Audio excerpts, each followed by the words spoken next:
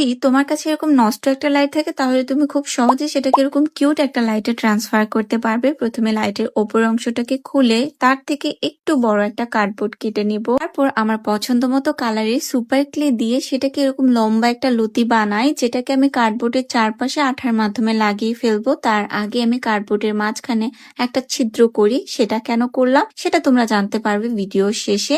ততক্ষণে আমি লাইটের ওপরের অংশে হ্যালো কিটি এর ডিটেলসটা এঁকে ফেলবো কালারের মাধ্যমে, আর কানটা বানাবো সুপার ক্লের মাধ্যমে, যেটাকে আমি আঠার মাধ্যমে উপরে লাগাই। আর এই তো আমার লাইটটা একদম রেডি হয়ে গেছে, জাস্ট এটাকে টেস্ট করার পালা। কিন্তু আমার কাছে বর্তমানে কোনো ফেরি লাইট বা ক্যান্ডেল লাইট ছিল না, যার জন্য ওই যে একটা ছিদ্র করেছিলাম ওইটার মধ্যে আমার মোবাইলের ফ্ল্যাশ লাইট জ্বালিয়ে আমি লাইটটাকে টেস্ট করি। আর এটার ফাইনাল লুক অনেক সুন্দর আসছিল, আর দেখে মনেই হচ্ছিল না যে এটা আমি হাতে বানাইছি। তো যাই হোক, আজকের আইডিয়াটা তোমাদের কেমন লাগলো কমেন্টে জানাও। ভিডিও ভালো লেগে থাকলে লাইক করতে ভুলবে না। এমন আরো ইজি ক্রাফটের ভিডিও দেখতে চ্যানেল সাবস্ক্রাইব করে সাথেই থাকবে। টাটা।